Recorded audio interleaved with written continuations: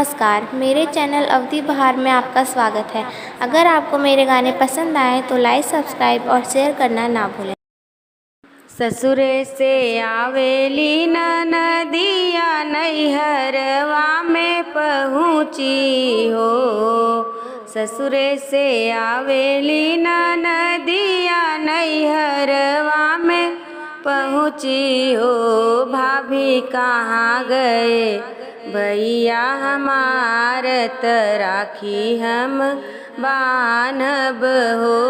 भौजी कहाँ गए भैया हमार त राखी हम बान्हब हो। भीतरा से निकली भौजी गर्भ बोलिया बोलई हो।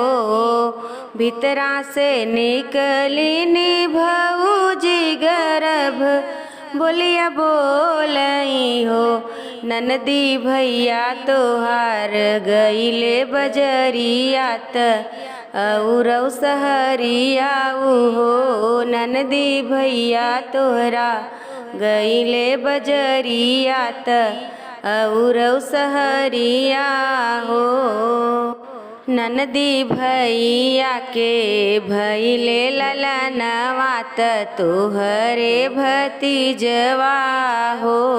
ननदी भतीजा के बानी दे तू रखिया बहुत दुलरई तानु हो।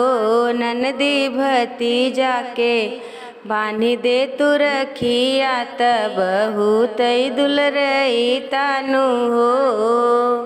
बोलियऊ तऊ भौजी बोलू बोलही नाही जानियू हो।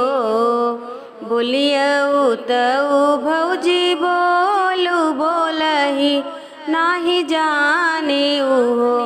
भौजी केतनऊ मोर भतीजा दुलरई तात भैया मोर प्यारा हो। भौजी केतनऊ मोरा भतीजा दुलारा त भैया मोर प्यारा नु हो। भौजी भैया मोरे आँखी के पुतरिया त रखिया उनके बान्हब हो। भौजी भैया मोरे आँखी के पुतरिया त रखिया हम बान्हब हो। घर में से निकला भतीजवा त बुआ से अरज करई हो। घर में से निकला भतीजवा त बुआ से अरज करई हो।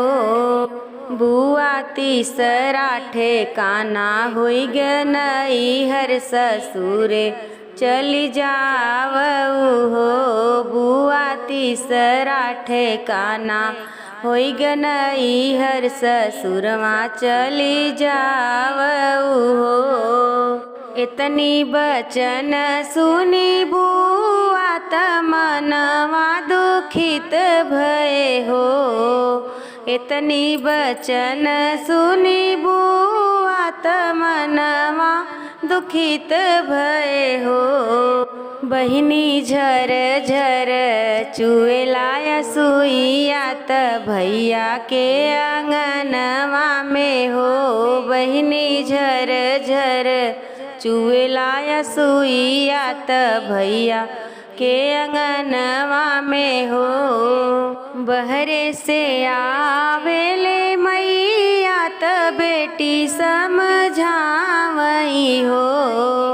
बहरे से आवेली मैया त बेटी समझावई हो। बेटी भूली जा तू अपना जे भैया त अपना भतीजवा हो। बेटी भूली जा तू अपना तू भैया त अपना भतीजवा नु हो। बेटी चली जा तू अपने ससुरवा बीरन भैया भूल जा तू हो। बेटी चली जा तू अपने ससुरवा नैहर जिनियाई हो। इतनी बचन सुनी बेटी त मैया से अर्ज करई हो। मैया बनी जाबई बन के कोयलिया बदरवा मेड़राबई हो। मैया बनी जाबई बन के कोयलिया सरग मेड़राबई हो। एक ही कोखी के बीरनवा बीरन कैसे बिसरब हो।